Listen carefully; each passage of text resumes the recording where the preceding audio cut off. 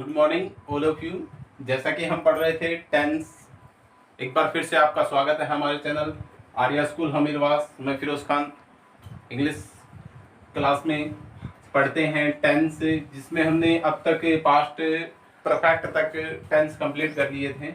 अब हम आगे बढ़ते हुए देखते हैं पास्ट परफेक्ट कंटिन्यूस टेंस का एक रूल है, एक या दो रूल है, वो आपको बता देता हूँ। लास्ट वीडियो में मैंने कहा था कि भी आपको पास्ट परफेक्ट है वो सिंस या फोर के लिए यूज किया जाता है, तो वैसे उससे ही रिलेटेड है, उसको हम देख लेते हैं क्या बताया गया है इसमें। थोड़ा सा क्या है समझ में ठीक से याद आएगा, वरना कंफ्यूजन रहेगा कि सर आपने पास्ट परफेक्ट कंटिन्यूअस टेंस बताया नहीं।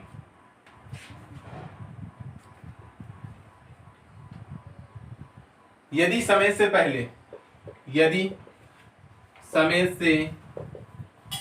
पहले सिंस या फोर दिया गया और वाक्य समाप्त हो गया हो तो दिए गए रिक्त स्थान में हैड बीन प्लस वर्ब की फोर्थ फॉर्म का प्रयोग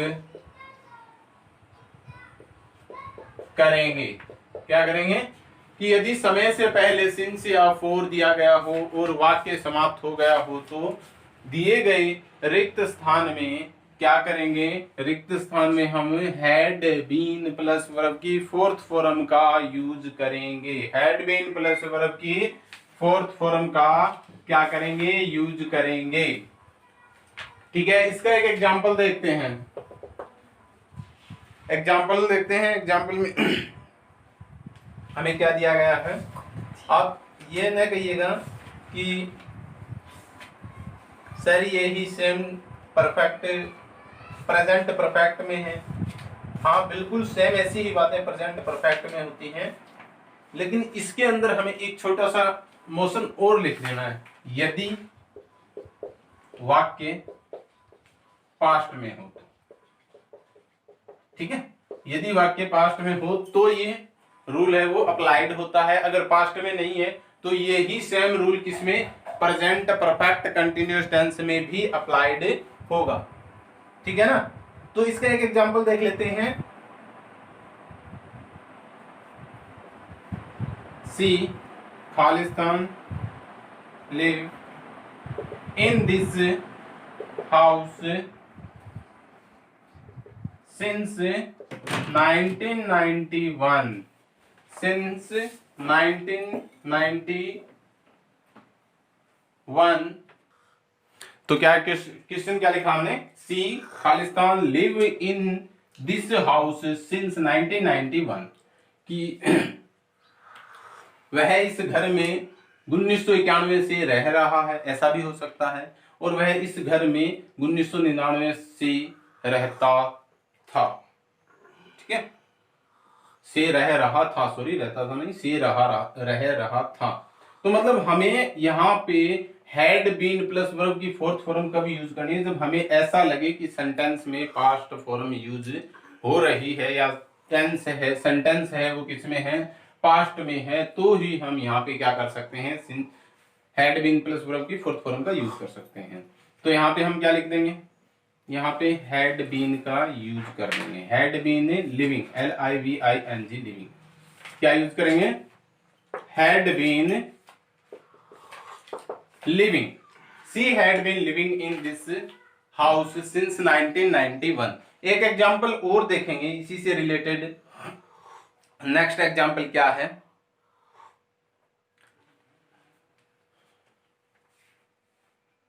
राम खालिस्तान राइट ब्रैकेट में है ए स्टोरी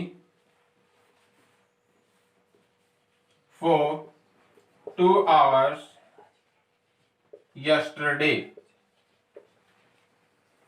देखो फर्स्ट सेंटेंस में हमें ज्यादा स्ट्रिक्टली ये नहीं पता था, या व्यवस्थित क्रम में हमें नहीं पता चल रहा था कि ये टेंस है वो पास्ट का है कि नहीं है। हम यहाँ पे अगर सी हैज बीन लिविंग कर देते तो भी राइट था, लेकिन नीचे वाला सेंटेंस देखिए, इसमें क्या है, नीचे वाले सेंटेंस में लास्ट वर्ड देखिए, यस्टरडे। यस्टरडे मतलब बीता हुआ दिन, पीछे का दिन, मतलब पास्ट। पास्ट टेंस का हमें पता चल रहा है स्पष्टीकरण से कि यहाँ पे पास्ट टेंस है। टाइम दिया गया, टाइम से पहले सिंस या फॉर का यूज है। मतलब क्या बातें बताई है इसके अंदर, यदि समय से पहले सिंस या फॉर दिया गया है। ऊपर हमने जो मोशन लिखा है, रूल लिखा है, उसको थोड़ा ध्यान से पढ़ना है कि यदि समय से पहले सिंस या फॉर दिया, दोनों में देखिए टाइम दिया गया है, ये 1991 है, एक बहुत पुराना पीछे का टाइम है। 2 आवर्स ये भी टाइम है, उससे पहले सिंस या फॉर का यूज हुआ है। ठीक है, उसके बाद ये क्या कह रहा है कि दिया गया हो, सिंस या फॉर दिया गया है और वाक्य समाप्त हो गया है। ठीक है, यहाँ पे वाक्य समाप्त हो रहा है, तो रिक्त स्थान में हम हैड बीन वर्ब की फॉर्म, फोर्थ फॉर्म का यूज कर सकते हैं या करेंगे यदि वाक्य पास्ट में हो तो। यहां तो हमें पता नहीं चल रहा था, तो इसको हम पास्ट या परफेक्ट, सॉरी पास्ट और प्रेजेंट दोनों कर सकते थे। लेकिन यहाँ पे हमें ये स्पष्टीकरण से पता चल रहा है कि स्पष्ट रूप से यही पता चल रहा है कि यस्टरडे मतलब बीता हुआ कल। तो यहाँ पे हम क्या, बिना सोचे समझे सीधा का सीधा हम ये रख सकते हैं, had been writing. Is that clear?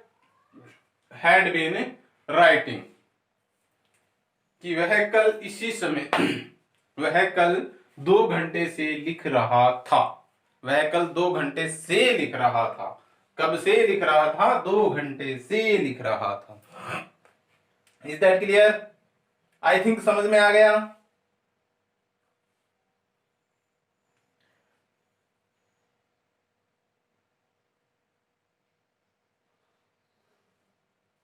अब हम आगे बढ़ते हुए देखते हैं फ्यूचर इंडेफिनाइट टेंस। यहां तक अपना present, past perfect continuous tense तक कंप्लीट हो गया। इसके बाद आगे बढ़ते हुए हम देखेंगे फ्यूचर इंडेफिनाइट टेंस या फिर future simple tense. Simple future tense बोल देंगे इसको, simple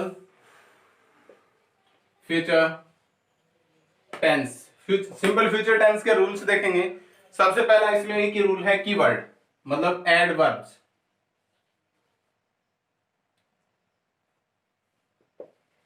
adverbial words, adverbial words दिए गए हैं। तो एडवर्बियल वर्ड्स में क्या दिया गया है? द कमिंग डे, लिखेंगे the coming day, the following day, the coming day, the FOLLOWING following day, in future, in future, the coming day, following day, in future, next plus next के साथ, यहां पे क्या यूज होना है? Next के साथ, नेक्स्ट के साथ साथ क्या क्या होना है? Next day, night, afternoon, week, month, year, etcetera. मतलब नेक्स्ट के साथ अगर ये वर्ड यूज हो रहे हैं तो श्योरिटी तो नहीं है, लेकिन 95% श्योरिटी हो जाती है कि ये किसमें है? फ्यूचर टेंस में। नेक्स्ट का यूज किया है तो next plus day, night, afternoon, week, month, year, the coming day, the following day, in future वगैरह वगैरह यूज हो रहा है। तो आप में ये देख लीजिए कि यहाँ पे श्योरिटी 95% श्योरिटी हो जाती है कि यहाँ पे कौन सा फ्यूचर, सिंपल फ्यूचर टेंस से यूज होगा। Is that clear? इसका एग्जांपल देखते हैं।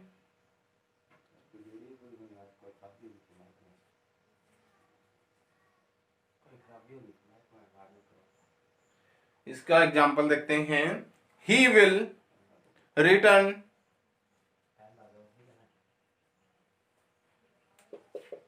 एग्जांपल, he will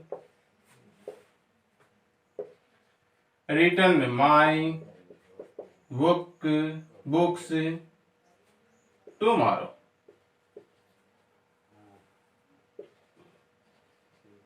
वह मेरी पुस्तकें कल लौटाएगा। He will return my books tomorrow.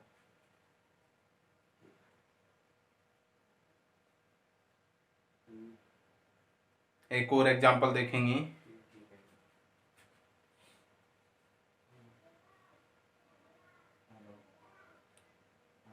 We will go to cinema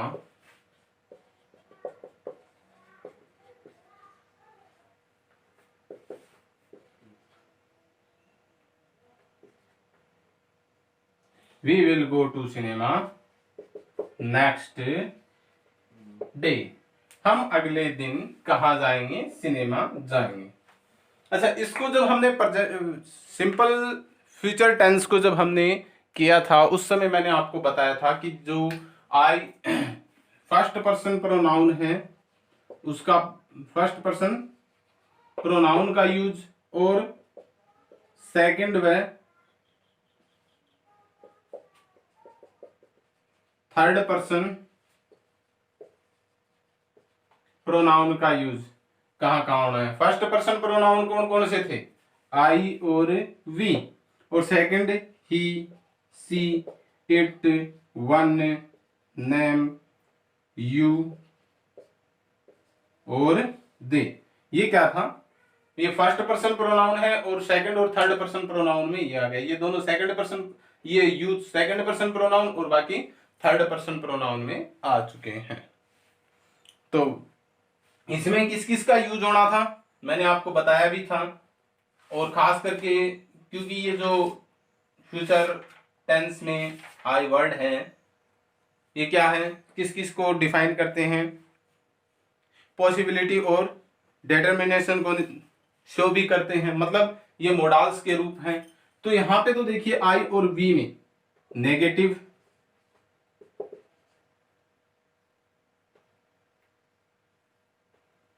plus affirmative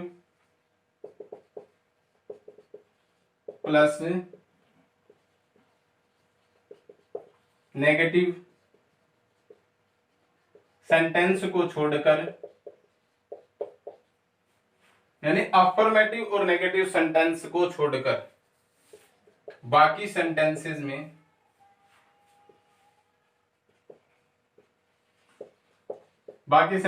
में क्या होगा? सेल का प्रयोग होगा।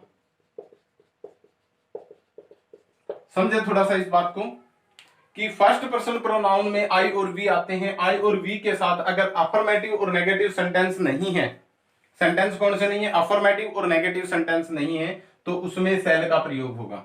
ठीक है।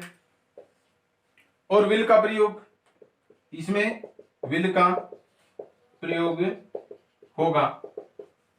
ठीक है, मतलब यहां पे थर्ड पर्सन और सेकंड पर्सन प्रोनाउन में कौन सा होगा? विल का प्रयोग होगा ऑल सेंटेंसेस में, ऑल सेंटेंसेस में। इसमें कुछ चेंज नहीं होगा। ठीक है, यानी विल का प्रयोग है वो सभी के साथ होगा। वैसे तो इन दोनों के साथ भी होता है, लेकिन अफर्मेटिव और नेगेटिव सेंटेंस में, यहां पे नोट डाल के आपको लिखवाया भी गया होगा कि अफर्मेटिव और नेगेटिव सेंटेंस में विल का प्रयोग होता है। एक बात मैं बता देता हूं आपको, विल और सेल मॉडल के एक पार्ट हैं, और इसमें ज्यादातर क्या होता है? विल हमेशा डिटर्मिनेशन और सेल हमेशा पॉसिबिलिटी को शो करता है। विल किसको करता है? डिटर्मिनेशन।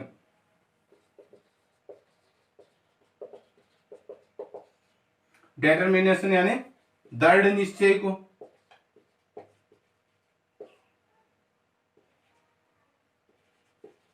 और सेल पॉसिबिलिटी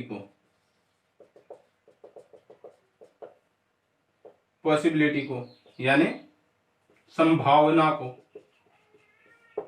ठीक है, जहां पर दृढ़ निश्चय हो यानी डिटर्मिनेशन दर्शाया गया हो उस पर हम विल का यूज करते हैं, और जहां पर पॉसिबिलिटी यूज की गई हो यानी संभावना दर्शाई गई हो वहां पे सेल का यूज करते हैं। जैसे हमने पीछे एक एग्जांपल लिखा था, we will go to cinema next day. ठीक है, we will go to cinema next day, ये एक डिटर्मिनेशन है, मतलब इसने दृढ़ निश्चय कर लिया कि हम तो कल सिनेमा जाएंगे ही।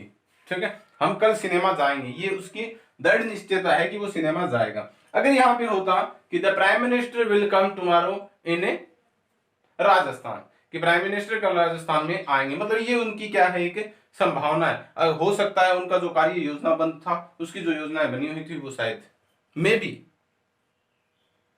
कहीं निरस्त कर दी गई हो। जैसे कि ऊपर वाला सेंटेंस दिखाया गया, he will return my books tomorrow.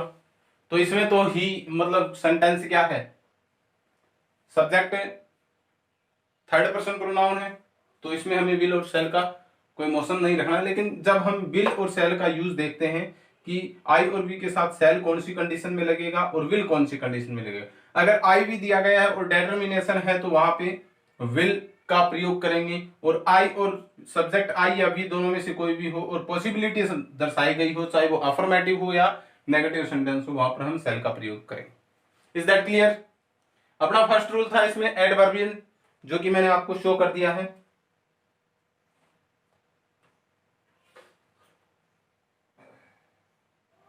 इसके बाद नेक्स्ट आगे बढ़ते हुए देखते हैं फ्यूचर कंटिन्यूअस टेंस। नेक्स्ट क्या है?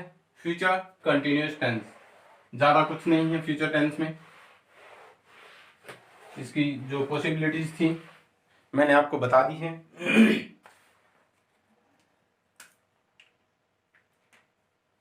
फ्यूचर कंटिन्यूअस टेंस,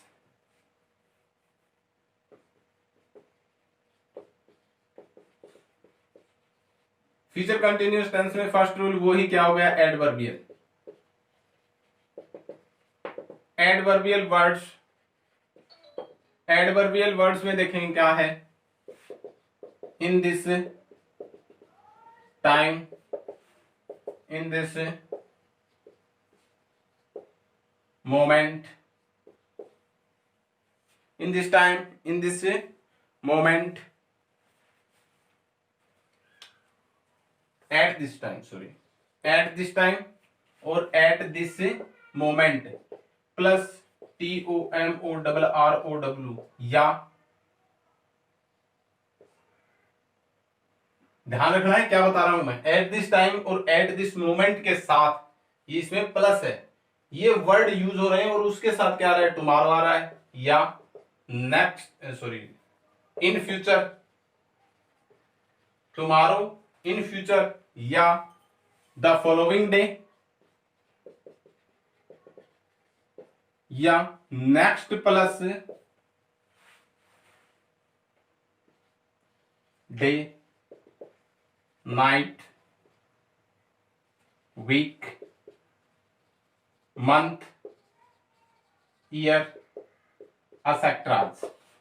अगर ये आ रहे हैं तो हम क्या करेंगे, एडवर्बियल में ये एडवर्बियल हो जाएंगे, फ्यूचर कंटिन्यूअस टेंस से फिलअप करेंगे। एग्जाम्पल देखेंगे, he will be playing football at this time tomorrow. He will be playing football at this time tomorrow, कि वह कल इस समय फुटबॉल खेल रहा होगा। मतलब कंटिन्यूटी दर्शानी है किसमें, फ्यूचर में, तो एट दिस टाइम और एट दिस मोमेंट के साथ हमें tomorrow, in future, then following, following के साथ day, night, month, week, year हो सकता है, और एट दिस मोमेंट और एट दिस टाइम दोनों के साथ। तो यहां पे हमने क्या देखा, he will be playing football at this time tomorrow. Next एक एग्जांपल और देख लेंगे इसका, we shall be going Delhi at this moment next day, कि हम आगे आने वाले दिन, इसी समय, इसी क्षण आगे आने वाले दिन या अगले दिन दिल्ली जा रहे होंगे। We shall be going Delhi at this moment next day। I think आपको इतना पार्ट समझ में आया होगा। आज के लिए मेरे ख्याल से इतना काफी होगा। कल हम फ्यूचर परफेक्ट और future perfect continuous tense complete करके एक दो एक्सप्रेशंस है, यानी पूरे टेंस में जो हमने किया है उसके दो एक दो अपवाद है, वो अपवाद क्लियर करेंगे। तब तक के लिए आप बने रहिए आर्या यूट्यूब चैनल हमीरवास से। Thank you all of you, good bye.